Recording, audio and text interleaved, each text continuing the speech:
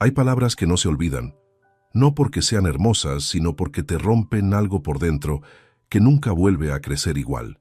Mi hijo tenía 7 años cuando me miró a los ojos en el umbral de su propia puerta y me dijo que yo no era su padre, que su padre era otro, que su padre era el que estaba siempre. Y lo dijo sin llorar, sin dudarlo, con una calma que solo puede venir de alguien que lleva meses repitiendo esa idea hasta creérsela. Antes de continuar, suscríbete al canal, activa la campanita porque todos los días tenemos nuevas historias.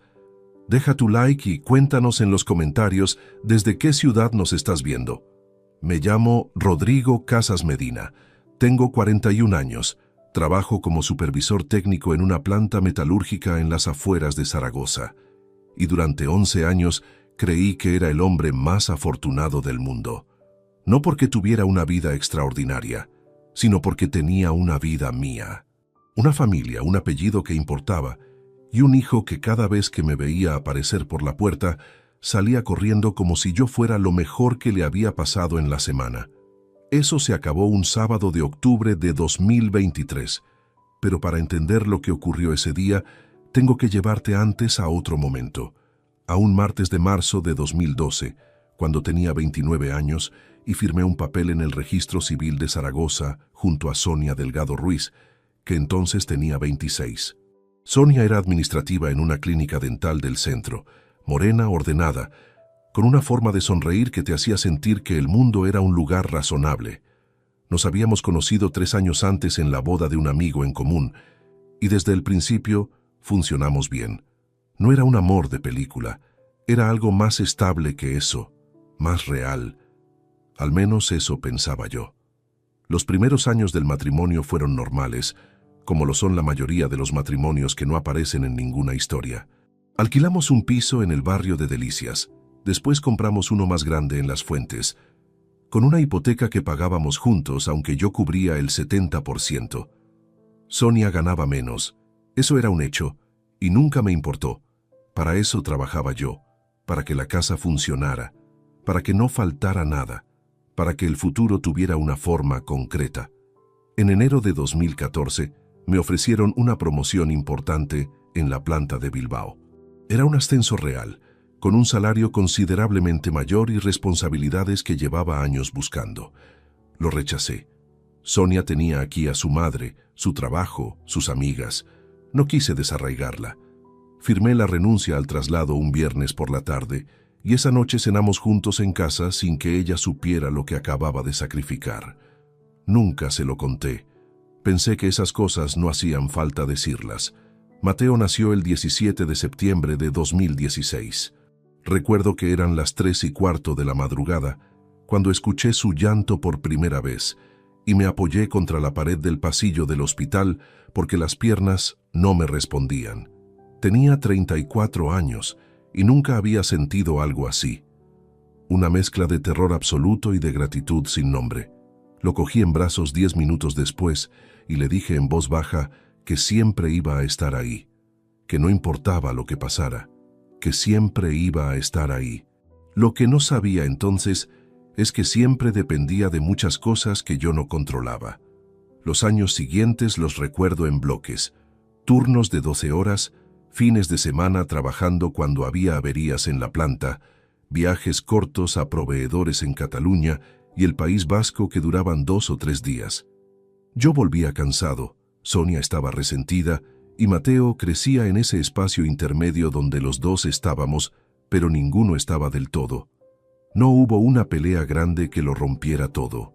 Hubo muchas pequeñas ausencias que fueron acumulando un peso que ninguno de los dos nombraba.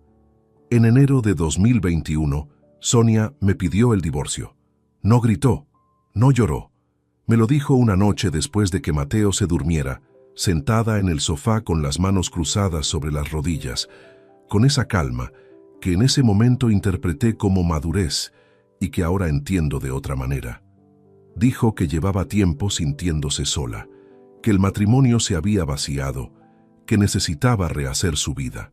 Yo escuché todo sin interrumpirla. Después le pregunté si había alguien más.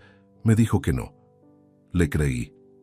El proceso de divorcio duró 15 meses, Acordamos la custodia compartida con Mateo, viviendo principalmente con ella durante la semana y conmigo los fines de semana alternos, con una pensión alimenticia fijada por el juez en 600 euros mensuales. Me quedé en un piso de alquiler en el barrio de San José, a 12 minutos del apartamento donde Sonia y Mateo seguían viviendo. Quise quedarme cerca, por Mateo, siempre por Mateo.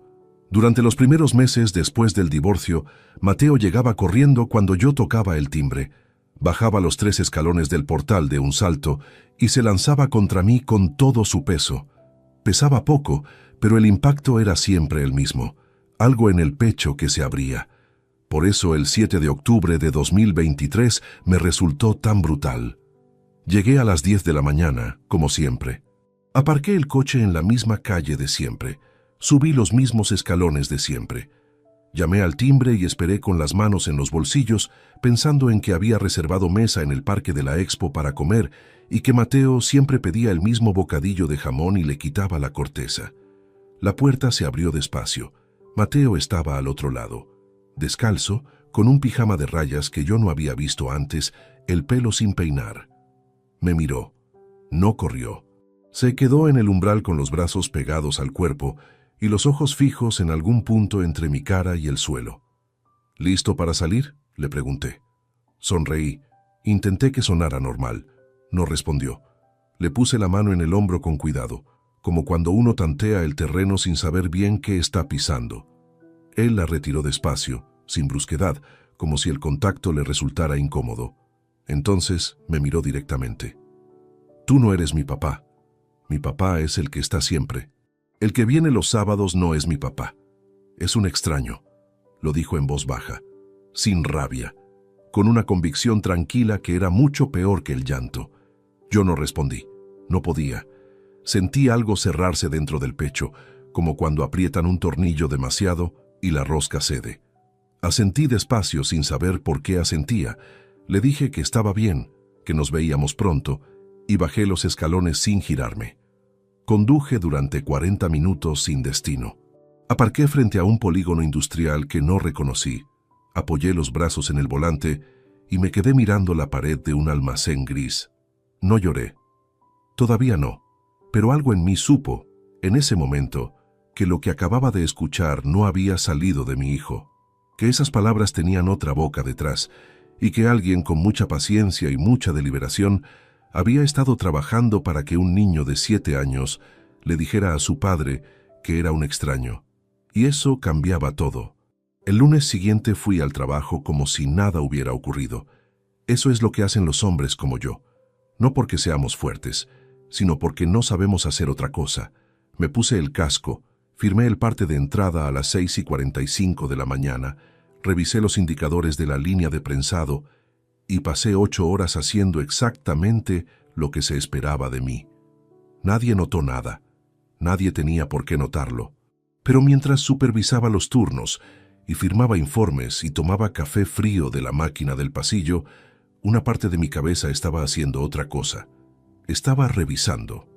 11 años de matrimonio, 4 años desde la separación, y de repente todo volvía con una claridad distinta, como cuando lavas un cristal sucio y descubres que la suciedad llevaba tanto tiempo ahí que ya no sabías cómo era la vista desde dentro. Sonia Delgado Ruiz, 38 años, administrativa. La mujer con la que firmé un papel en marzo de 2012 y a quien le entregué 11 años de mi vida sin llevar la cuenta de lo que eso costaba. No voy a hablar mal de ella por hablar mal. Eso sería fácil y además inexacto. Lo que voy a hacer es contar lo que fue, con la precisión de alguien que ha tenido días para ordenar los hechos sin el ruido de las emociones encima. Cuando nos casamos, Sonia tenía una deuda de algo más de 8.000 euros con una financiera. Préstamo personal que había pedido para reformar el piso de su madre. Me lo contó antes de la boda, con vergüenza, y yo lo asumí sin pensarlo demasiado. Lo pagamos en 18 meses. Después, en 2015, pidió otro préstamo para cambiar el coche. 5.400 euros. Ese también lo cubrí yo casi en su totalidad, porque su sueldo en la clínica no daba para los plazos sin ajustar demasiado el mes. No me arrepiento de haberlo hecho. Lo que me pesa es que en ningún momento de esos 11 años lo puse sobre la mesa. Nunca dije, mira lo que estoy aportando, mira lo que estoy cargando. Pensé que era lo que tocaba, pensé que eso era un matrimonio. En 2014 rechacé el traslado a Bilbao, ya lo mencioné, pero lo que no dije es lo que supuso en términos concretos. El puesto que me ofrecían en aquella planta llevaba asociado un salario de 3.800 euros netos al mes, frente a los 2.600 que cobraba en Zaragoza. La diferencia era de 1.200 euros mensuales. A lo largo de los 9 años siguientes, hasta que Sonia pidió el divorcio, eso supone más de 129.000 euros que dejé de ganar. No lo calculé en ese momento. Lo calculé el lunes después del sábado de octubre, sentado en el coche en el aparcamiento de la planta, con la calculadora del móvil. No lo digo para hacer balance. Lo digo porque ese número me ayudó a entender algo. Yo no había sido un marido perfecto, pero había sido un hombre que apostó por esa familia con lo que tenía y con lo que renunció. Mateo llegó en septiembre de 2016 y cambió la geometría de todo. Los primeros meses fueron el caos habitual, noches sin dormir, turnos reorganizados, el piso oliendo a colonia de bebé y a ropa tendida dentro, porque en octubre llovía demasiado para tender en la terraza. Sonia se encargó de todo lo que yo no podía hacer por los horarios. Eso es verdad y hay que decirlo. Fue una madre presente desde el principio, metódica, ordenada, exactamente como era en todo lo demás. Pero también es verdad que cuando Mateo empezó a crecer y a necesitar menos cosas físicas y más presencia, yo no estaba, no de forma continuada. Había semanas en que llegaba cuando él ya dormía y me iba antes de que se despertara. No porque no quisiera estar, sino porque la planta tenía averías, porque los turnos no cuadraban, porque siempre había algo que exigía ese último esfuerzo que uno da pensando que es temporal y que se convierte en hábito. Sonia me lo dijo varias veces entre 2018 y 2020, no a gritos, con esa voz plana que usaba cuando algo le importaba de verdad. Mateo te pregunta cuándo llegas. No sé qué decirle. O, hoy tuvo fiebre y preguntó por ti toda la tarde. Yo escuchaba, prometía mejorar, mejoraba 2 semanas y después la inercia volvía a ganar. Eso es una falla mía, no la voy a disfrazar de otra cosa. Pero una cosa es que un matrimonio se agote por desgaste y distancia, y otra muy distinta es lo que ocurrió después. Porque entre el cansancio real de Sonia y la decisión de borrarme de la vida de mi hijo hay una distancia enorme, y alguien tomó la decisión de recorrerla. Cuando en enero de 2021 Sonia me pidió el divorcio y me dijo que no había nadie más, yo le creí. Ya lo dije. Pero lo que no sabía entonces, lo que tardé casi 2 años en descubrir, es que Héctor Vidal Romero llevaba al menos 6 meses en la vida de Sonia antes de esa conversación, y que para octubre de ese mismo año, cuando el proceso de divorcio aún no había concluido, ya vivía en el apartamento donde también vivía mi hijo. Mateo tenía 4 años cuando Héctor entró en esa casa. 4 años.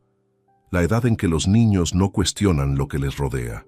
La edad en que lo que ves cada día se convierte en lo normal. La edad perfecta para que alguien con paciencia y constancia ocupe un espacio y lo llene tan bien que el espacio anterior deje de tener forma reconocible. No voy a decir que Héctor sea un monstruo. No lo conozco. Lo que sé es que tiene 43 años. Trabaja como representante comercial. Y tomó una decisión: aceptar el papel que le pusieron delante sin preguntarse qué le estaba costando eso a un niño que tenía un padre vivo y presente cada sábado. Eso no se hace sin consecuencias.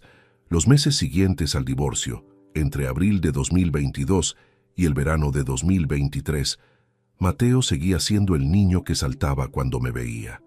Había semanas mejores y peores, como ocurre siempre con los hijos de padres separados, pero el vínculo estaba ahí, sólido, reconocible.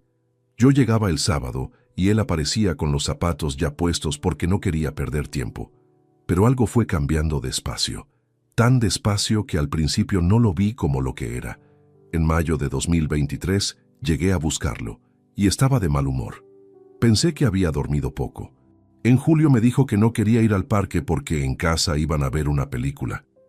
En septiembre me entregó un dibujo donde había pintado 4 figuras: Sonia, Mateo, una figura alta que no era yo y un perro que no teníamos. Cuando le pregunté quién era la figura alta, me dijo un nombre sin levantar la vista del papel: Héctor. Guardé el dibujo en la guantera del coche. Esa noche lo saqué y lo miré durante un buen rato bajo la luz del portal de mi piso. 4 figuras. Una familia completa. Sin mí. Todavía no entendía la dimensión de lo que estaba ocurriendo, pero algo se había instalado en el fondo del estómago que no era tristeza exactamente. Era otra cosa, más fría, más quieta. La clase de sensación que te avisa de que lo que viene va a exigir más de ti que cualquier cosa que hayas enfrentado hasta ahora. Hay cosas que uno descubre de golpe y cosas que uno descubre en capas. Lo de Héctor fue en capas, cada una más difícil de digerir que la anterior. La primera capa la encontré sin buscarla, 3 días después del sábado de octubre. Estaba revisando unas notas de voz antiguas en el móvil, buscando un audio de trabajo que había grabado meses atrás, cuando di con una que no recordaba haber guardado. Era de agosto de 2022, 4 meses después de que el divorcio se firmara. Mateo tenía entonces 5 años y 11 meses. En el audio se escuchaba su voz, grabada sin querer mientras jugábamos en el coche de vuelta a casa de Sonia. Hablaba de su habitación, de sus juguetes, y en un momento decía con toda la naturalidad del mundo: Héctor me compró una cama nueva. La de antes era pequeña. Me quedé con el móvil en la mano sin mover un dedo. Héctor le había comprado una cama, en agosto de 2022. Eso significaba que para entonces ya llevaba tiempo viviendo allí. Ya tenía suficiente autoridad cotidiana sobre ese apartamento como para cambiar el mobiliario del cuarto de mi hijo. El divorcio se había firmado en abril de ese año. 4 meses después, otro hombre redecoraba la habitación de Mateo. Empecé a hacer memoria con una atención que antes no había tenido, no porque fuera especialmente perspicaz, sino porque cuando sabes que algo está mal, el cerebro empieza a ordenar de otra manera lo que ya vivió. Recordé una tarde de noviembre de 2021, todavía en pleno proceso de divorcio, cuando fui a recoger unos documentos al apartamento. Sonia me abrió la puerta con prisa, me dio el sobre sin invitarme a pasar y cerró antes de que yo pudiera ver el interior del salón. En ese momento pensé que estaba de mal humor. Ahora entendía por qué no quería que entrara. Recordé también una llamada de diciembre de ese mismo año. Mateo me llamó desde el teléfono de Sonia un domingo por la noche para desearme feliz Navidad. En un momento de la llamada se escuchó una voz masculina al fondo, diciéndole algo. Una voz que yo no reconocí. Le pregunté a Mateo quién era. Me dijo: nadie, papá. Con 5 años. Nadie, papá. Como si ya supiera que esa respuesta era la correcta. La segunda capa llegó por un camino que no esperaba. A finales de octubre de 2023, 10 días después del sábado que lo cambió todo, quedé a tomar café con Germán Salas Iborra, 44 años, compañero de la planta con quien llevaba años compartiendo turno. No éramos amigos íntimos, pero era un hombre discreto y de criterio, el tipo de persona que escucha antes de opinar. Le conté lo que había pasado en la puerta. No todo, solo lo esencial, la frase de Mateo. Germán me escuchó sin interrumpirme, removió el café y después dijo algo que se me quedó clavado. Rodrigo, los niños no inventan eso. Alguien se lo enseñó. Y lo que se enseña tiene que repetirse muchas veces para que un crío de 7 años lo diga con esa seguridad. Tenía razón. Y esa certeza fue la segunda capa. Porque una cosa es sospechar que alguien ha influido en tu hijo. Otra es asumir que esa influencia fue sistemática, constante, planificada, que no fue un comentario suelto en un mal día, sino una construcción deliberada, ladrillo a ladrillo durante meses, posiblemente durante más de un año. La tercera capa fue la más concreta y la más difícil de sostener emocionalmente. A principios de noviembre de 2023, Sonia me envió un mensaje de texto pidiéndome que transfiriera 170 euros adicionales a la pensión mensual para cubrir material escolar y ropa de invierno de Mateo. No era la primera vez. Desde el verano de 2022 llevaba haciendo cobros así de manera informal, al margen de los 600 euros de pensión fijados judicialmente. Siempre con alguna justificación razonable. Ropa, excursiones, el médico, material para el colegio. Yo siempre pagaba, sin pedir justificantes, sin preguntar demasiado, porque era para Mateo y eso me parecía suficiente razón. Pero esa tarde, con todo lo que había estado revisando en la cabeza durante días, decidí hacer algo distinto. Abrí el hilo de mensajes y estuve contando. Desde junio de 2022 hasta ese noviembre de 2023, 17 meses, Sonia me había pedido cantidades extra en 12 ocasiones distintas. El total sumaba 5.070 euros. Todos transferidos.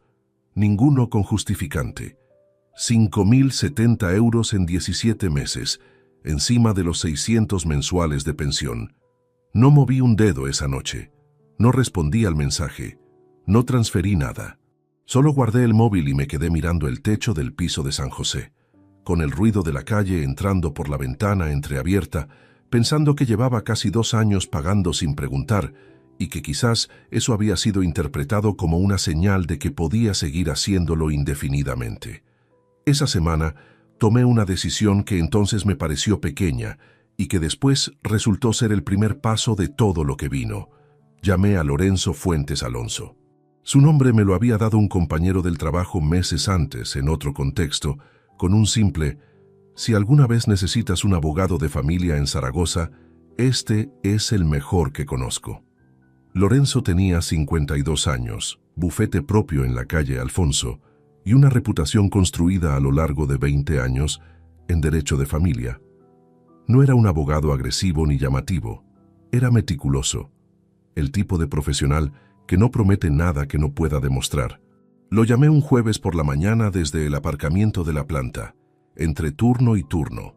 Le expliqué la situación en 10 minutos, el divorcio, la custodia, los cobros informales, el sábado de octubre, la frase de Mateo.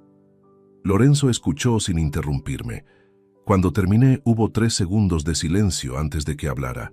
Necesito que me traiga todo, capturas de los mensajes, fechas de las transferencias y cualquier otra cosa que haya notado en el comportamiento del niño.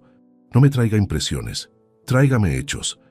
Colgué el teléfono y me quedé un momento con la mano apoyada en el capó del coche.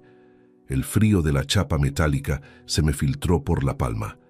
El aire olía a gasóleo y a tierra húmeda del campo que empezaba justo al otro lado de la valla del polígono. Tenía hechos, muchos más de los que Lorenzo imaginaba. Y por primera vez desde aquel sábado de octubre, algo en mí se reorganizó. No era alivio, tampoco era calma exactamente. Era algo más parecido a la sensación de encontrar terreno firme después de días moviéndote sobre suelo inestable. Había llegado el momento de dejar de absorber y empezar a documentar. La primera reunión con Lorenzo Fuentes fue un miércoles a las 5 de la tarde en su despacho de la calle Alfonso. La sala olía a papel antiguo y a café recién hecho. Había una estantería entera de archivadores ordenados por año, una mesa de madera oscura con 3 bolígrafos alineados en paralelo y una ventana que daba a un patio interior donde no entraba casi luz. Lorenzo era un hombre de estatura media, con el pelo gris peinado hacia atrás y unas gafas de montura fina que se quitaba cuando hablaba y se ponía cuando leía. Transmitía una tranquilidad que no era indiferencia, sino control. Le entregué una carpeta con todo lo que había reunido en los 10 días anteriores. Capturas de pantalla de los mensajes de Sonia, pidiendo dinero extra, un listado manuscrito con las fechas y cantidades de cada transferencia, y 3 páginas con anotaciones sobre el comportamiento de Mateo en las últimas visitas, ordenadas cronológicamente desde mayo de 2023 hasta el sábado de octubre. Lorenzo lo revisó todo sin prisa. Pasó las páginas despacio. Se detuvo en algunos puntos, anotó algo en un bloc que tenía a su derecha. Cuando terminó, juntó los papeles con cuidado, los dejó sobre la mesa y me miró. Los cobros informales son el terreno más sólido que tenemos de momento. Están documentados, son cuantificables y no tienen justificación acreditada. Eso es relevante. Hizo una pausa. Lo otro, lo del niño, es más delicado. Para que un tribunal tome medidas por alienación parental, necesitamos algo más que cambios de comportamiento. Necesitamos un patrón. Y ese patrón hay que construirlo con tiempo y con rigor. Le pregunté cuánto tiempo. Depende de lo que vayamos encontrando, pero no menos de 2 meses de documentación sistemática antes de presentar nada. 2 meses. Volví al coche con esa cifra en la cabeza y la sensación de que 2 meses era una eternidad y al mismo tiempo exactamente el tiempo que necesitaba para hacerlo bien. Esa misma semana empecé lo que Lorenzo llamó el registro de observación. Cada visita con Mateo, cada llamada, cada mensaje de Sonia quedaba anotado con fecha, hora y contenido exacto. No era una tarea complicada técnicamente.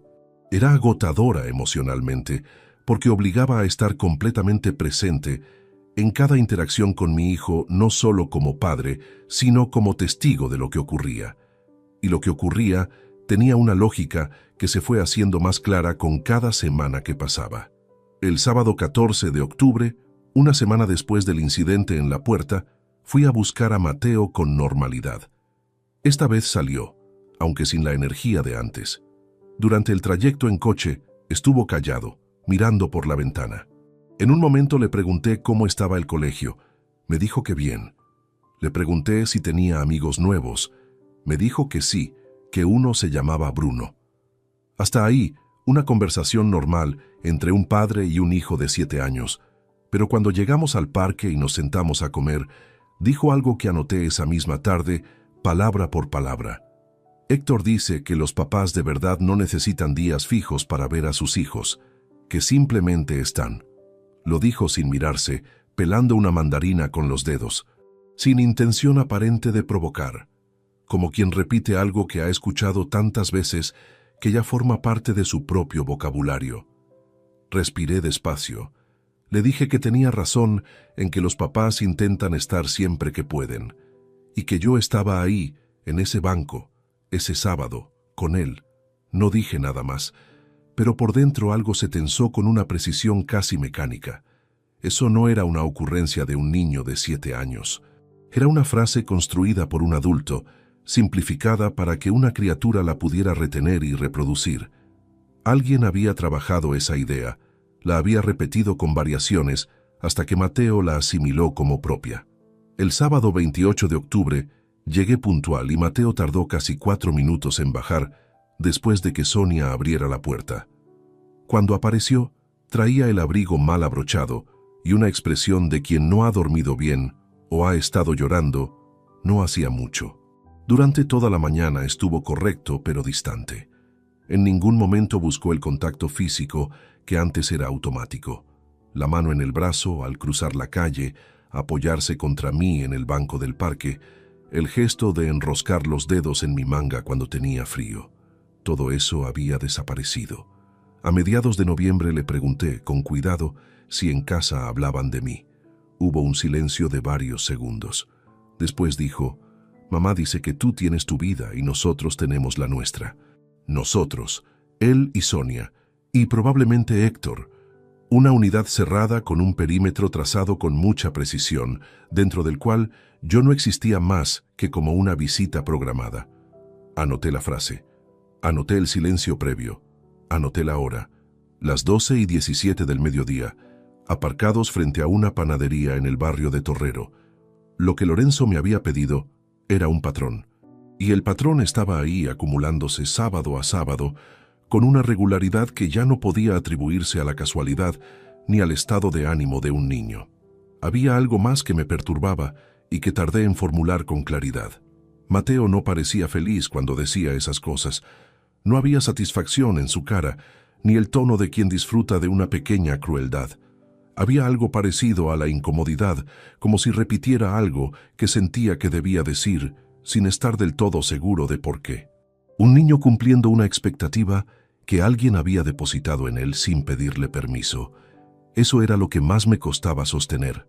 No la rabia hacia Sonia o hacia Héctor, sino la imagen de mi hijo cargando con algo que no le pertenecía, navegando entre dos versiones de su propia historia, sin tener las herramientas para entender ninguna de las dos. A finales de noviembre me reuní de nuevo con Lorenzo. Le presenté el registro completo de 6 semanas. Lo leyó con la misma calma metódica de la primera vez. Cuando llegó a la última página, dejó los papeles sobre la mesa, se quitó las gafas y dijo: «Esto ya tiene forma. Ahora necesito que compruebe una cosa más, y necesito que lo haga antes de la próxima semana». Me explicó lo que buscaba. Y cuando salí de ese despacho esa tarde, con el frío de noviembre entrando por el cuello del abrigo y el ruido del tráfico de la calle Alfonso llenando el silencio, supe que lo que iba a encontrar iba a ser peor de lo que esperaba. Siempre es peor de lo que uno espera. Lo que Lorenzo me había pedido que comprobara era sencillo en apariencia: verificar en qué colegio estaba matriculado Mateo para el curso 2023 a 2024. Parecía una pregunta menor. No lo era. Mateo había cursado primero de primaria en el CEIP Jerónimo Zurita, a 6 minutos del apartamento de Sonia en el barrio de Las Fuentes. Yo lo sabía porque había asistido a la reunión de inicio de curso en septiembre de 2022, había firmado la autorización para las excursiones y conocía a su tutora, una mujer de unos 50 años, con voz pausada, que me había dicho en aquella reunión que Mateo era un niño atento, aunque algo tímido. Pero cuando llamé al Jerónimo Zurita a principios de diciembre de 2023 para preguntar por el horario de tutoría, la secretaria revisó sus registros y me dijo algo que me obligó a pedir que lo repitiera. Mateo Casas Delgado no figuraba matriculado allí para ese curso. Me quedé en silencio durante unos segundos que parecieron más largos de lo que fueron. Le di las gracias, colgué y me senté en el borde de la cama con el móvil todavía caliente en la mano. Sonia había cambiado a Mateo de colegio sin decirme nada, sin consultarme, sin informarme, sin ninguna comunicación de ningún tipo. Mi hijo llevaba 3 meses yendo a un centro escolar que yo no conocía, con una ruta que yo no conocía, con compañeros y profesores que yo no conocía. Y yo había seguido transfiriendo la pensión mensual y presentándome los sábados sin saber que una parte entera de la vida cotidiana de mi hijo me había sido ocultada de forma deliberada. Llamé a Lorenzo esa misma tarde. Lo escuché procesar la información con esa calma suya que a veces resultaba desconcertante. Después dijo: «Bien, ahora averigüe en qué centro está matriculado. Pida el nombre del colegio nuevo directamente al Servicio Provincial de Educación de Zaragoza. Tiene derecho a esa información como progenitor con patria potestad compartida. Y cuando lo sepa, no llame al centro todavía. Venga a verme primero». Tardé 2 días en conseguir el nombre. El colegio era el CEIP Río Ebro, en el barrio de Torrero, a 14 minutos del apartamento de Sonia, en dirección contraria al colegio anterior. Un cambio de centro sin justificación pedagógica aparente, en mitad de la etapa de primaria, sin acuerdo entre los progenitores. Lorenzo me explicó después que ese tipo de decisión unilateral en situación de custodia compartida con patria potestad compartida era legalmente cuestionable y potencialmente sancionable. Pero eso no era lo peor. Lo peor llegó cuando Lorenzo solicitó formalmente al CEIP Río Ebro una copia del formulario de matrícula. Tardaron 4 días en enviarlo. Cuando Lorenzo me llamó para comentarlo, su voz tenía un tono levemente distinto al habitual. No era alarma, era la contención de alguien que ha encontrado exactamente lo que buscaba y sabe que eso tiene consecuencias. En el apartado de responsable principal y contacto de emergencia del formulario de matrícula, el nombre que figuraba no era el mío. Era Héctor Vidal Romero, con su número de teléfono, con su dirección, como si fuera el padre, como si yo no existiera. Releí eso 3 veces cuando Lorenzo me lo leyó por teléfono. Después le dije que necesitaba un momento y dejé el móvil sobre la encimera de la cocina. Me asomé a la ventana. Afuera llovía con esa llovizna fina de diciembre que moja sin que uno se dé cuenta hasta que ya está empapado. Un hombre cruzaba la acera de enfrente con un paraguas rojo que el viento doblaba hacia atrás. Héctor Vidal Romero, 43 años, representante comercial, figura como responsable principal de mi hijo en un centro escolar público de Zaragoza. Sin mi conocimiento, sin mi consentimiento, sin ningún vínculo legal con Mateo. Volví al teléfono y le dije a Lorenzo que estaba listo para continuar. Perfecto, dijo. Porque ahora tenemos 3 frentes documentados: los cobros informales sin justificante, el cambio de centro sin acuerdo entre progenitores y la suplantación de la figura paterna en los documentos escolares. Cada uno por separado tiene peso. Los 3 juntos tienen mucho más. Le pregunté qué era lo siguiente. Lo siguiente es que usted siga haciendo exactamente lo que ha estado haciendo. Visitas puntuales, trato correcto con Sonia, ningún enfrentamiento directo. Necesito otras 3 semanas para preparar el escrito. Y necesito que durante ese tiempo no cambie nada en su comportamiento exterior. Que nadie note que esto está en marcha. Eso fue lo más difícil de todo el proceso. No los trámites, no la espera, no los sábados con Mateo midiendo cada palabra. Lo más difícil fue cruzarme con Sonia en el portal el 17 de diciembre, cuando fui a recoger a Mateo para las vacaciones de Navidad. Saludarla con normalidad, preguntarle si el niño llevaba el abrigo grueso, escuchar su respuesta monosilábica y subir al coche con Mateo sin que ninguno de los dos supiera lo que yo tenía guardado en una carpeta en el despacho de Lorenzo Fuentes. Esas 2 semanas de Navidad con Mateo fueron las más extrañas que recuerdo. El niño estaba más relajado fuera del entorno habitual, como si la distancia física de ese apartamento lo liberara de algo que no sabía nombrar. Jugamos a las cartas, fuimos al mercado navideño, vimos una película una tarde que llovía demasiado para salir. Hubo momentos en que parecía el mismo de siempre, momentos en que se reía con ganas y se olvidaba de mantener esa distancia aprendida, pero al tercer día, durante la cena, dijo sin venir a cuento: Héctor nos va a llevar a la nieve en enero. Lo dijo con ilusión, como un niño que anuncia algo bueno. Me serví agua despacio. Asentí. Dije que qué bien, que la nieve era bonita. Por dentro hice algo que no había hecho desde el principio de todo aquello. Anoté mentalmente la fecha, la hora, el tono de su voz y la naturalidad con que ese nombre ocupaba el centro de sus planes de futuro. El 4 de enero de 2024, de vuelta en Zaragoza, me reuní con Lorenzo por tercera vez. El escrito estaba preparado. Los 3 frentes documentados, ordenados, con fechas y cifras y copias de todo. Lorenzo lo repasó conmigo página por página durante casi 2 horas. Cuando terminamos, apilé los documentos, los metí en la carpeta y me quedé mirando la cubierta un momento. Habían pasado casi 3 meses desde el sábado de octubre, 3 meses de silencio calculado, de visitas registradas, de frases anotadas, de sábados sostenidos con una calma que me había costado más de lo que nadie vería nunca.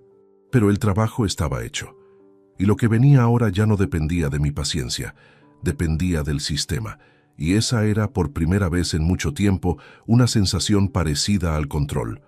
El escrito de Lorenzo entró en el juzgado de primera instancia número 4 de Zaragoza, especializado en familia, el 9 de enero de 2024. No hubo ningún gesto dramático ese día. Lorenzo me envió un mensaje a las 11:15 de la mañana con 3 palabras. Presentado. Ahora esperamos. Yo estaba en la planta supervisando el arranque del turno de mañana cuando lo leí. Guardé el móvil, ajusté el casco y seguí con lo que tenía entre manos. Nadie a mi alrededor sabía que acababa de ponerse en marcha algo que iba a cambiar la estructura de los meses siguientes. La espera fue la parte más ingrata de todo el proceso. El sistema judicial de familia no trabaja con la urgencia que uno necesita cuando está en medio de algo así.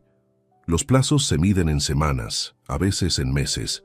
Los escritos generan respuestas que generan nuevos escritos. Lorenzo me lo había explicado desde el principio con una claridad que agradecí. Esto no va a ser rápido, pero va a ser sólido. Y sólido es lo que importa. Durante las primeras semanas de enero, seguí con las visitas del sábado. Mateo volvió de las vacaciones de Navidad con un gorro nuevo de lana azul marino que no había visto antes, y una energía distinta, más cerrada, como si el período fuera de esa casa le hubiera recordado algo que después tuvo que volver a guardar. El sábado 12 de enero lo recogí a las 10 de la mañana. Estuvimos en el Parque Macanás casi 2 horas. Hacía un frío seco que cortaba al respirar.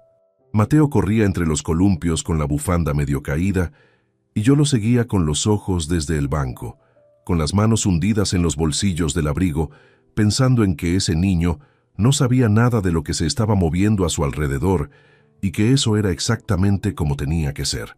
A mediados de enero, Lorenzo recibió la notificación de que el juzgado había admitido a trámite la demanda y que Sonia debía ser citada para audiencia. También se ordenaba que el expediente del menor fuera revisado por el equipo psicosocial del juzgado, un paso previo habitual en casos con menores implicados. Fue entonces cuando Sonia supo que el escrito existía.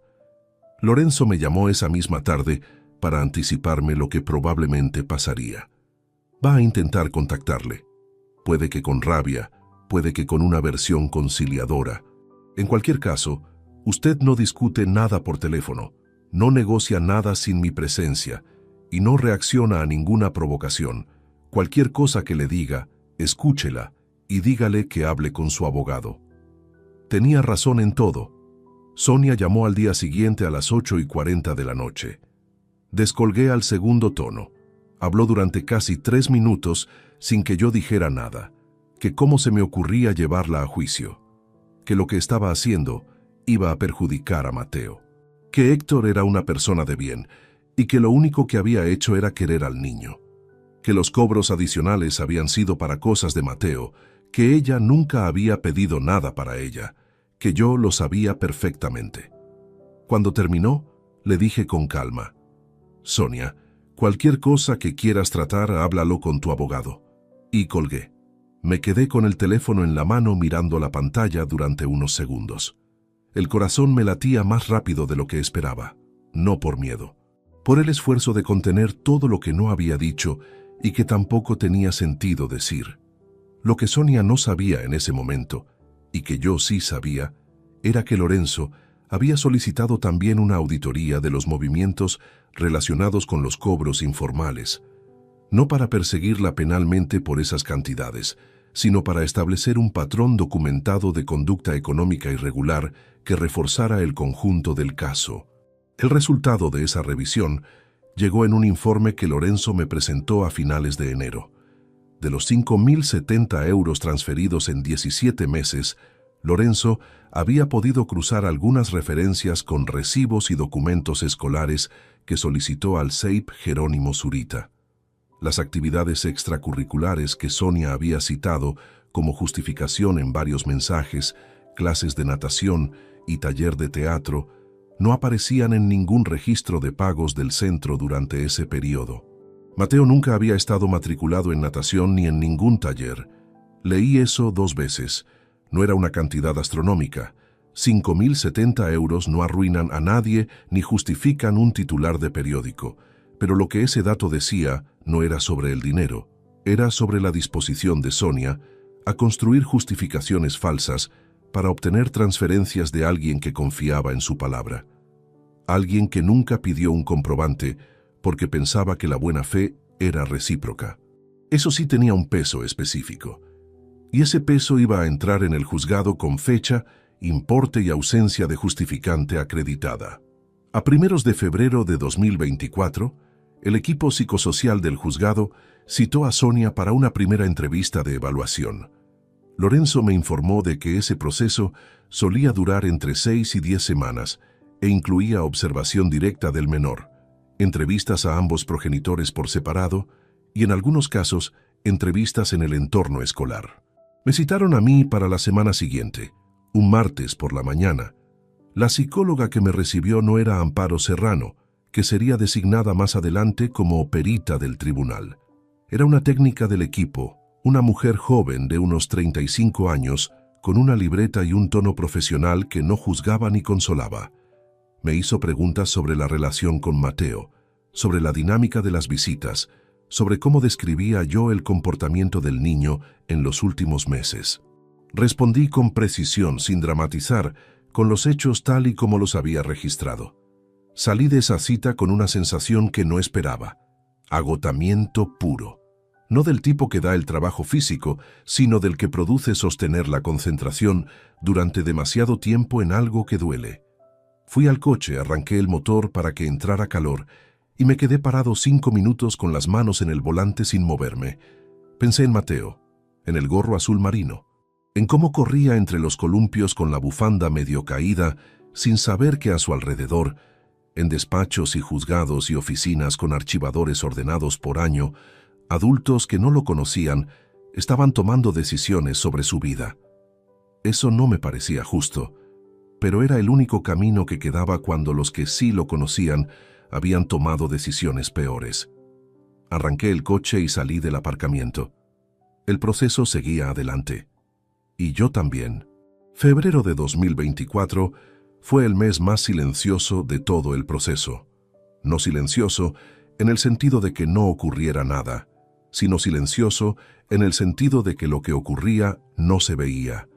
Era un movimiento subterráneo, lento, como el agua filtrándose por una grieta que desde fuera parece sellada. Lorenzo trabajaba, el equipo psicosocial evaluaba. Sonia esperaba sin saber exactamente qué estaba por venir.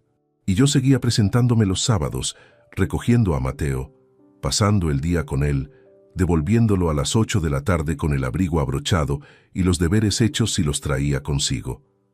Hubo un sábado de ese mes, el 17, que recuerdo con una nitidez particular. Hacía viento, de ese viento de Zaragoza que dobla las señales de tráfico y te obliga a andar con la cabeza baja. Fuimos a ver un partido de fútbol sala de su categoría en el polideportivo del barrio de la Magdalena, porque Mateo había mencionado semanas antes que un compañero del colegio nuevo jugaba en un equipo y quería verlo. No era un plan elaborado, era simplemente lo que él había pedido. Durante el partido estuvo concentrado, señalando jugadas, explicándome con terminología de 7 años quién era el portero y por qué el equipo del medio era el mejor. Por un rato fue solo eso: un padre y su hijo en las gradas de un polideportivo, con olor a barniz y a sudor, con el ruido de las zapatillas chirriando en el parqué y las voces de otros padres alrededor. Esos momentos eran los que hacían que todo lo demás tuviera sentido, y también los que más pesaban, porque llegaban con la conciencia de que eran contados y que alguien había decidido, desde una posición de poder doméstico, que fueran los únicos que yo tuviera. La decisión que había estado aplazando llegó a finales de ese mes. Desde octubre había seguido pagando los 600 euros de pensión fijados judicialmente, con total puntualidad, el primer día de cada mes. Eso no iba a cambiar. Era una obligación legal y además era para Mateo, no para Sonia, pero los cobros informales adicionales habían cesado desde noviembre, cuando simplemente dejé de responder a los mensajes que los solicitaban. Sonia había insistido 2 veces más en diciembre, una en enero.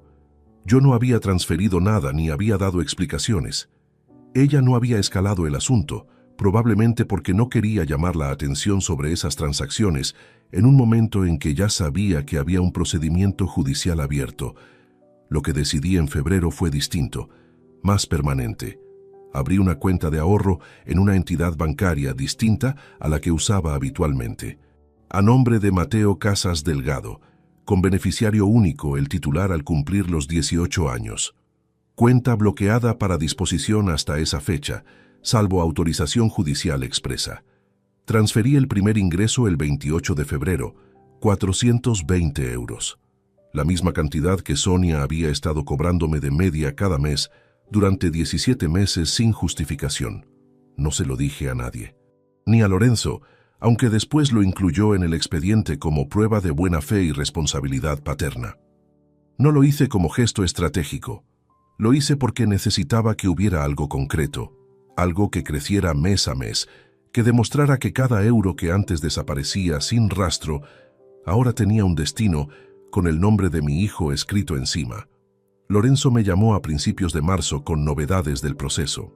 El equipo psicosocial Había completado las entrevistas con ambos progenitores y había iniciado las sesiones de observación directa con Mateo. Lorenzo me explicó que en esa fase los técnicos trabajaban con el menor en un entorno controlado, con juegos y dinámicas diseñadas para que el niño expresara su mundo afectivo sin presión directa. No era un interrogatorio, era una escucha estructurada. ¿Saben ya algo?, le pregunté. Todavía no me han comunicado nada formal, pero el hecho de que hayan programado una sesión adicional con el niño, fuera del protocolo estándar, indica que han encontrado algo que quieren explorar con más detalle. No me preguntó cómo me sentía con eso, tampoco yo lo verbalicé. Había aprendido en esos meses que Lorenzo y yo trabajábamos mejor cuando nos teníamos a los hechos y dejábamos el resto para el trayecto en coche de vuelta a casa. Lo que sí me dijo fue que el juez había designado a Amparo Serrano Moya como perita especializada en casos de menores para elaborar el informe pericial definitivo.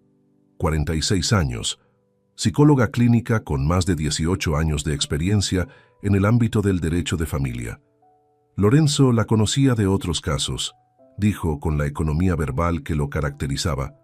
Es rigurosa. Eso es lo único que necesitamos. Esa semana, Sonia me envió un mensaje, no sobre dinero esta vez. Decía que Mateo había preguntado por qué yo no llamaba entre semana, que el niño lo había notado y que quizás debería llamar más. El tono era distinto al de los meses anteriores, menos exigente, más cuidadoso. Lo leí 2 veces. Respondí que llamaría el miércoles por la tarde, que me dijera a qué hora era mejor. Me dio 1 hora. Llamé. Hablé con Mateo 12 minutos sobre el partido de fútbol sala que había visto por televisión y sobre un libro de animales que estaba leyendo en el colegio. Fue una conversación normal. Al final, antes de colgar, Mateo dijo: «Papá, ¿vienes el sábado?». Era la primera vez en meses que me llamaba papá sin que yo lo hubiera llamado primero. No dije nada especial. Le dije que sí, que el sábado estaba ahí, que contara con ello. Colgué el teléfono despacio. Me apoyé en la pared de la cocina y me quedé unos segundos sin moverme. No era una victoria, era un destello. Pequeño, frágil, del tipo que puede apagarse si uno lo mira con demasiada intensidad. Pero era algo. Y en ese momento, después de 5 meses de documentar y esperar y sostener y callar, un destello era suficiente para seguir. El informe pericial de Amparo Serrano estaba todavía por llegar. La audiencia también. Pero marzo había traído algo que febrero no tenía. La sensación de que la dirección era correcta, que el camino recorrido, con todo su coste, no había sido en vano. Quedaban cosas difíciles por delante. Lo sabía. Lorenzo me lo había recordado más de una vez, con esa honestidad suya, que nunca adornaba lo que no lo necesitaba. Pero yo ya había aprendido en esos meses que las cosas difíciles se atraviesan de la única manera posible: un sábado cada vez. La audiencia quedó fijada para el martes 27 de abril de 2024 a las 10 de la mañana en el Juzgado de Primera Instancia número 4 de Zaragoza. Lorenzo me llamó el viernes anterior para repasar lo que iba a ocurrir. No era un juicio en el sentido cinematográfico del término. Era una vista oral en procedimiento de modificación de medidas, con ambas partes y sus representantes legales, ante la magistrada. Sin público, sin drama visible, solo papeles, argumentos y la fría aritmética de los hechos documentados. «Usted no habla a menos que la magistrada le dirija la palabra directamente», me dijo Lorenzo. «Todo lo que tiene que decirse, lo digo yo. Su trabajo ese día es estar presente y no reaccionar a nada de lo que escuche». Llegué al juzgado con 20 minutos de antelación. El edificio tenía esa atmósfera particular de los lugares donde se toman decisiones que afectan a vidas completas sin que los pasillos lo reflejen. Gente sentada en bancos de madera, funcionarios cruzando con carpetas bajo el brazo, un fluorescente parpadeando al fondo del corredor con una insistencia que acababa poniéndose nerviosa por sí sola.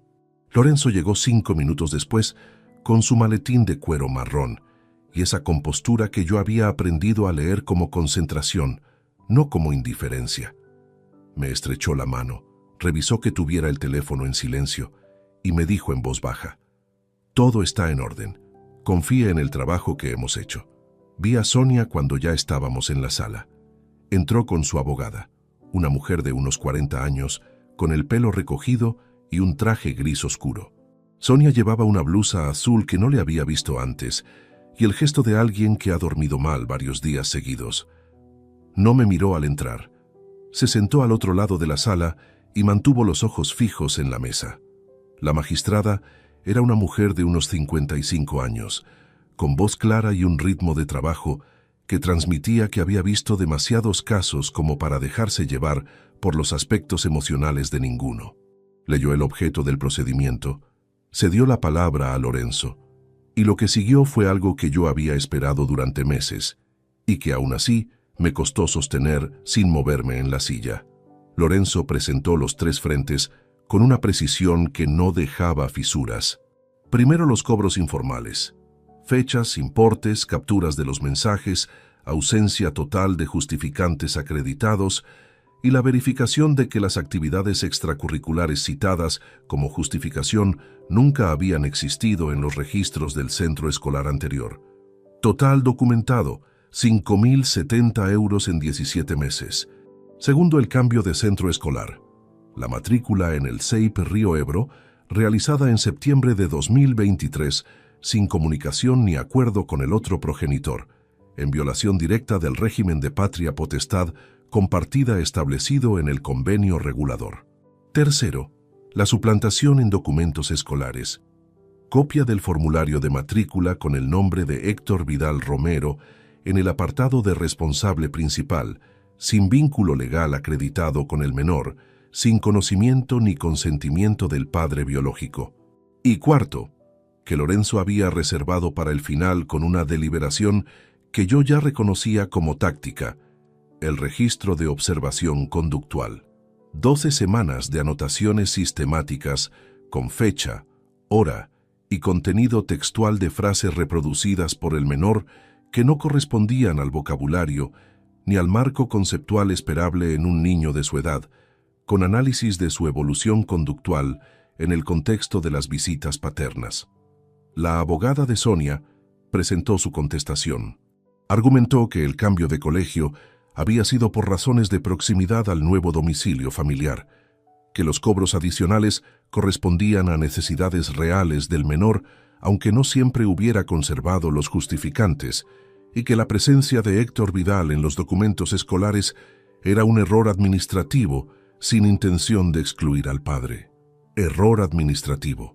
Mantuve la vista al frente y las manos quietas sobre la mesa. Lorenzo respondió con 3 palabras antes de citar la jurisprudencia correspondiente: no fue error, y procedió a demostrar que el formulario había sido cumplimentado de forma manuscrita por Sonia, con los datos de Héctor escritos a mano en todos los campos de contacto, lo que descartaba cualquier malentendido de tramitación. La magistrada escuchó todo sin interrumpir más de lo necesario. Tomó notas, pidió aclaraciones en 2 puntos concretos.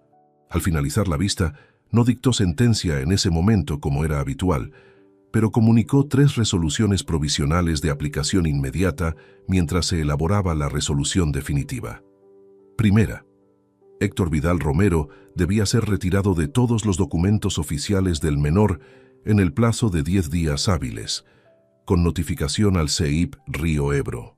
Segunda, Sonia debía informar al otro progenitor de cualquier decisión relativa a la escolarización, sanidad o actividades del menor con un mínimo de 15 días de antelación, salvo urgencia acreditada. Tercera, se ordenaba la elaboración del informe pericial completo a cargo de Amparo Serrano Moya, con evaluación directa del menor, entrevistas a ambos progenitores y análisis específico de la dinámica de relación padre-hijo en el contexto de la situación denunciada. Plazo estimado: 8 semanas. Salimos de la sala a las 12 menos cuarto. En el pasillo, Lorenzo y yo nos detuvimos junto a una ventana que daba al patio interior del edificio. Abajo había un árbol pequeño con las primeras hojas de primavera recién abiertas, de ese verde tan claro que casi parece mentira después de meses de ramas vacías. «Ha ido bien», dijo Lorenzo. No lo dijo con satisfacción. Lo dijo como un médico que confirma que el diagnóstico era correcto. Le pregunté cuánto tardaría la resolución definitiva. Dependiendo de la carga del juzgado, entre 6 y 10 semanas desde que Amparo entregue el informe. Pero las medidas provisionales son vinculantes desde hoy. Héctor desaparece de los papeles esta semana. Asentí. Me ajusté el abrigo. Por la ventana del pasillo se veía un trozo de cielo azul intenso, del tipo que solo aparece en Zaragoza en primavera, limpio y directo como una afirmación. No sentí alivio exactamente.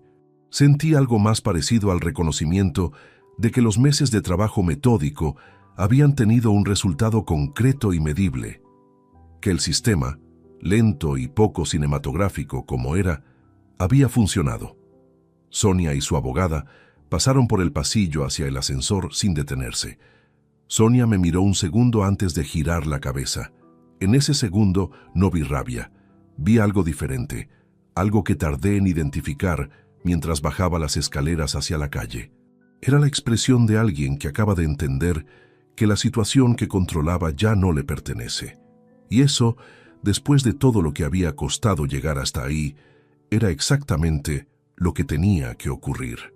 Los 10 días siguientes a la audiencia transcurrieron con una calma que tenía algo de irreal. Lorenzo me confirmó el jueves de esa misma semana que el CEIP Río Ebro había recibido la notificación judicial y que los datos de Héctor Vidal habían sido eliminados del expediente de Mateo. El centro había actualizado el formulario con mis datos como responsable principal, sin ninguna complicación adicional. Un trámite administrativo de 15 minutos que corregía algo que nunca debió ocurrir. No hubo ninguna llamada de Sonia esa semana, ni la siguiente. El silencio de su parte era distinto al de los meses anteriores. Antes, cuando no escribía, era porque no necesitaba nada. Ahora era el silencio de alguien que está recalculando, que está sentada frente a una situación que creía tener bajo control y descubre que los cimientos eran más frágiles de lo que parecían. Lo rompió un miércoles por la noche, 16 días después de la audiencia. Eran las 9:42 cuando sonó el teléfono. Lo sé porque lo anoté, como había anotado tantas otras cosas en los meses anteriores. Descolgué sin prisa, sin preparar nada especial, solo con la disposición de quien sabe que lo que venga ya no puede cambiar lo que está en marcha. Sonia habló primero con una voz que intentaba sonar tranquila y no lo conseguía del todo. Dijo que quería hablar como personas adultas, sin abogados de por medio, que todo aquello se estaba complicando más de lo necesario, que Mateo lo estaba notando y que eso no era bueno para él. Escuché sin interrumpirla.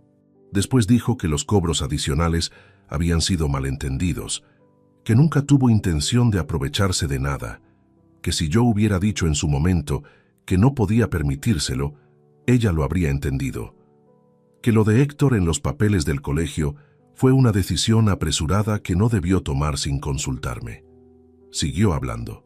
Mencionó que Mateo había preguntado por el juicio, que alguien en el colegio le había dicho algo, que el niño estaba confuso, que quizás podían llegar a un acuerdo antes de que el informe de la psicóloga complicara más las cosas.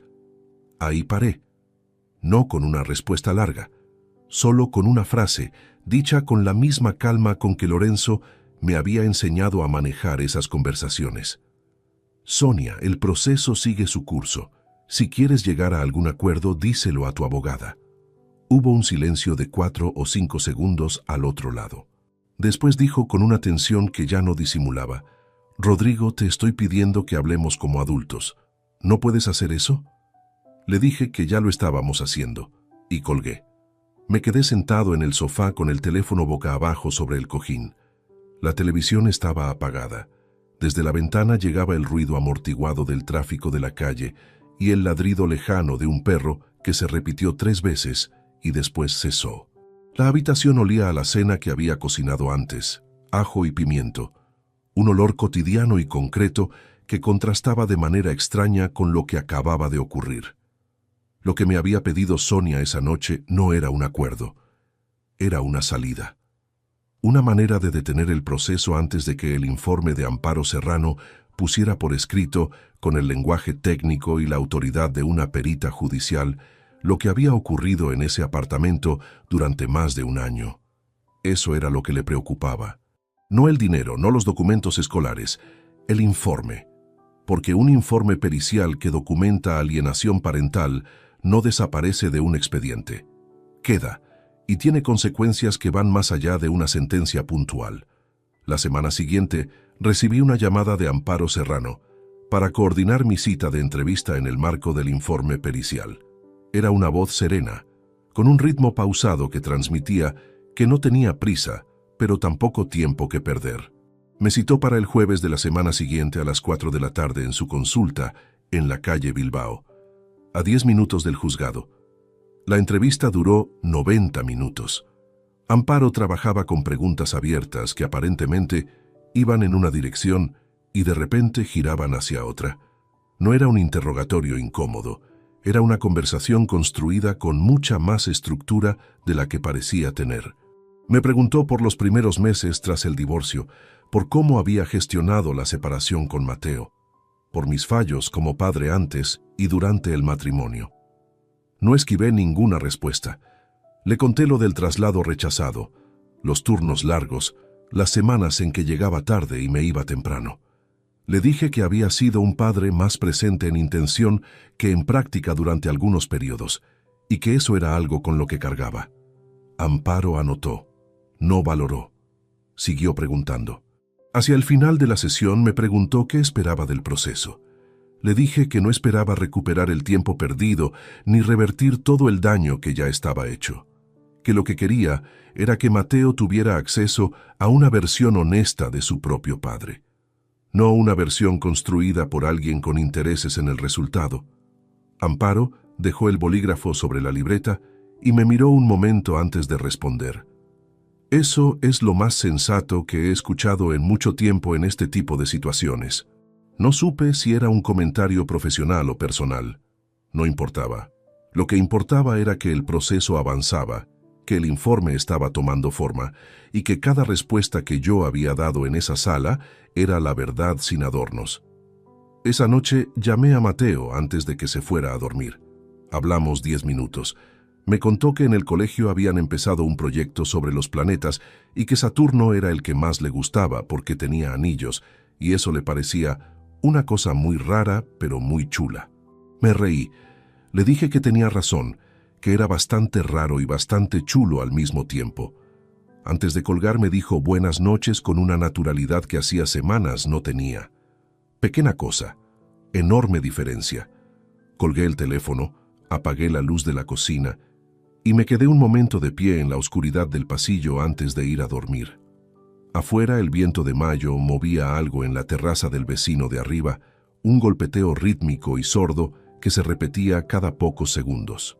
El informe de Amparo Serrano estaba por llegar, la resolución definitiva también, pero esa noche, por primera vez en muchos meses, me acosté sin repasar nada, sin anotar nada, sin calcular lo que quedaba por delante, solo con el sonido de la voz de mi hijo hablando de Saturno todavía en algún lugar entre el oído y la memoria. El informe de Amparo Serrano llegó al juzgado el 14 de junio de 2024. Lorenzo me llamó esa misma tarde para decirme que lo había recibido y que necesitaba verme al día siguiente. No me adelantó nada por teléfono. Solo dijo que viniera con tiempo, que había cosas que convenía leer juntos antes de que yo lo procesara solo. Eso me dijo más que cualquier resumen. Fui al despacho el miércoles a las 6 de la tarde. Lorenzo tenía el informe impreso sobre la mesa, encuadernado con una cubierta azul oscuro, con el nombre de Mateo en la primera página junto a su fecha de nacimiento y el número de expediente. Verlo así, reducido a un código alfanumérico en una carpeta de juzgado, produjo una incomodidad que no esperaba. Lorenzo me lo fue leyendo por secciones, deteniéndose donde era necesario y resumiendo donde el lenguaje técnico no añadía nada que yo no pudiera entender de otra manera. La primera parte del informe describía el método de trabajo.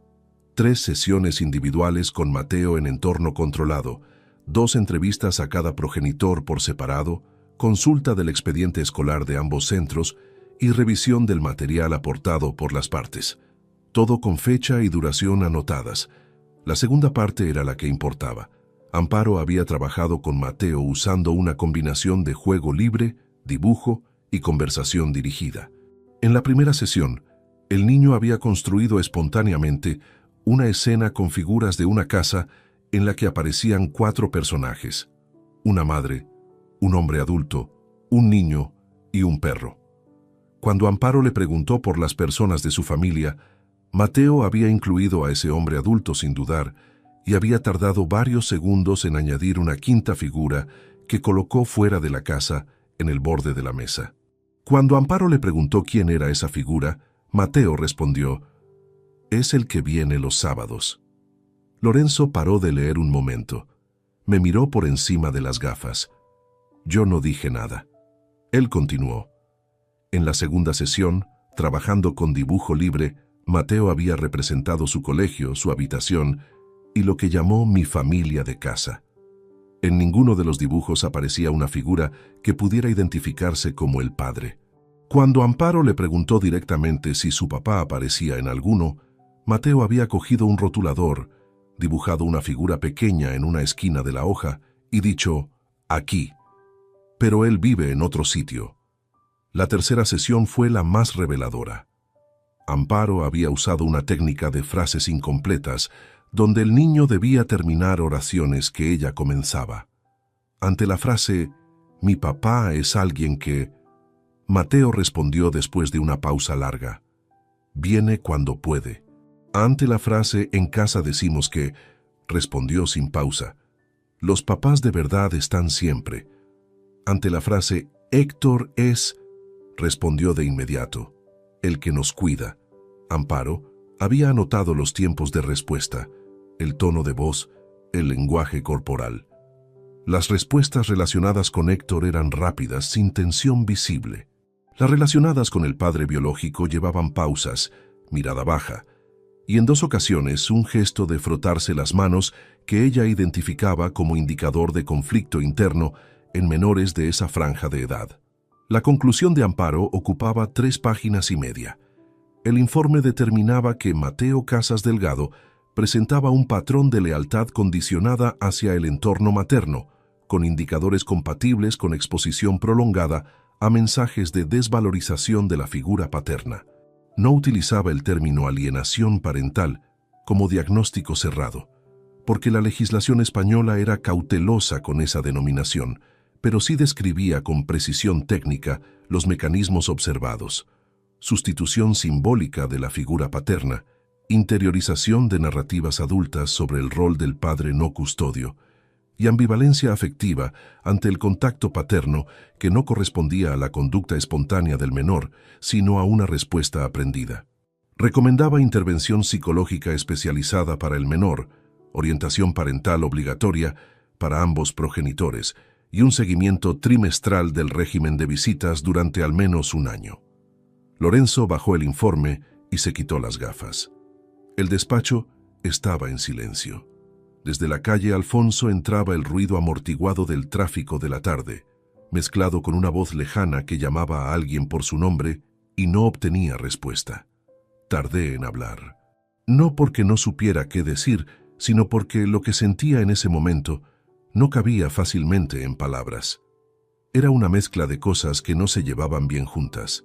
La confirmación de algo que ya sabía, el peso de verlo escrito con firma de perita judicial, y una tristeza específica y concreta por la imagen de Mateo en esa sala, con sus figuras de juguete, colocando a su padre fuera de la casa en el borde de la mesa. Fuera de la casa, en el borde. Le pregunté a Lorenzo qué significaba esto para la resolución. Significa que la magistrada tiene ahora un informe técnico que respalda los indicadores conductuales que usted documentó durante meses. La orientación parental obligatoria para Sonia es una medida educativa con registro. El seguimiento trimestral garantiza que cualquier retroceso quede documentado y la intervención psicológica para Mateo lo pone en manos de alguien cuyo único interés es él. Pregunté cuándo llegaría la resolución definitiva. En 4 o 6 semanas, antes del verano, casi con seguridad. Salí del despacho a las 8 menos 10. La tarde había cerrado en gris, de esas nubes bajas de junio que no acaban de decidirse entre llover y no llover. Caminé hasta el coche despacio, con el informe resumido en un folio que Lorenzo me había dado para que pudiera releerlo en casa. Me senté al volante sin arrancar.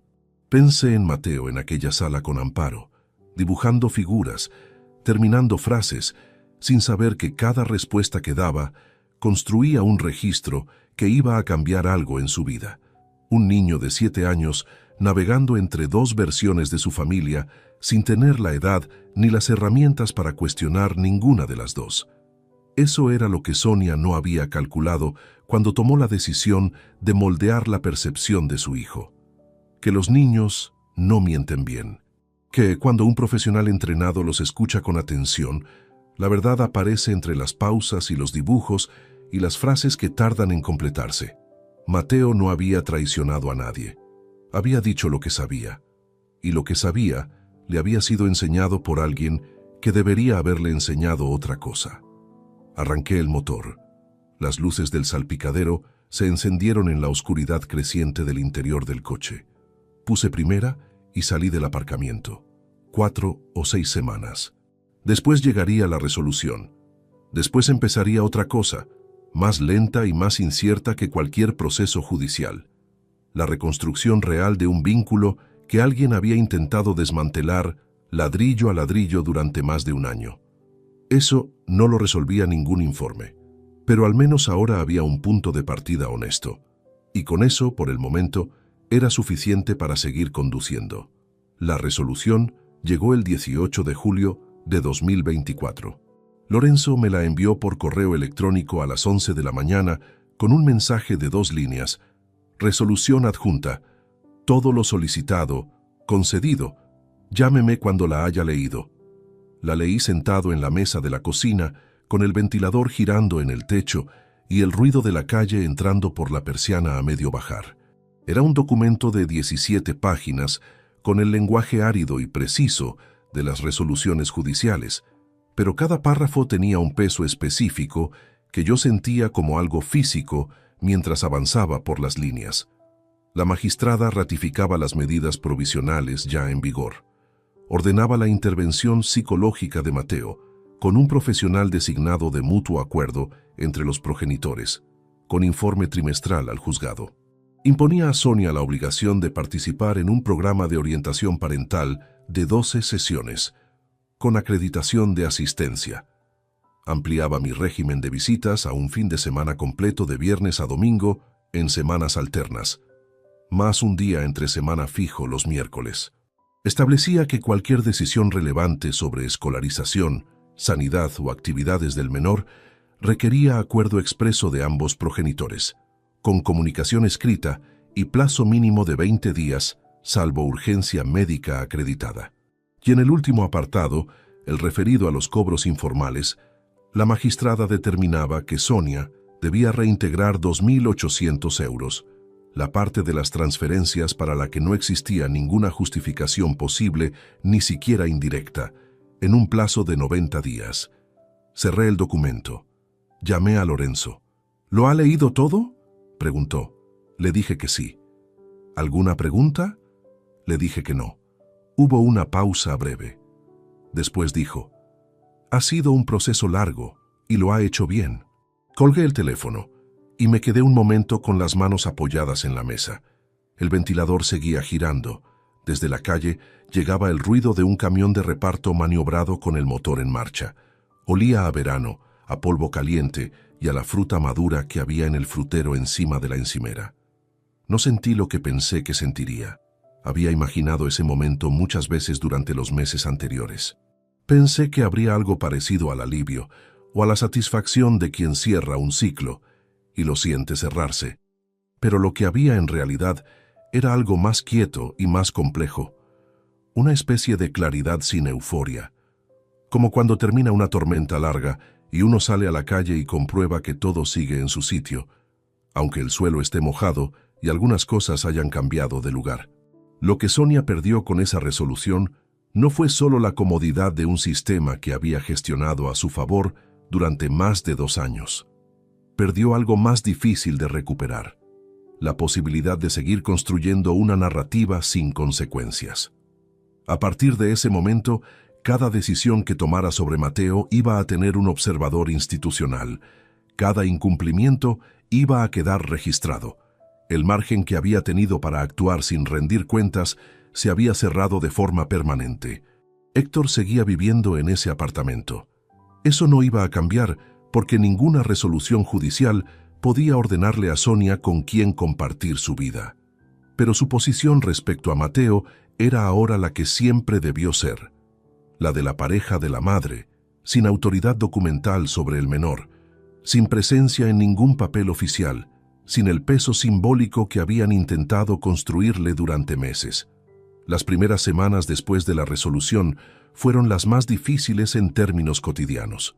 Mateo empezó las sesiones con la psicóloga en septiembre, cuando volvió al colegio.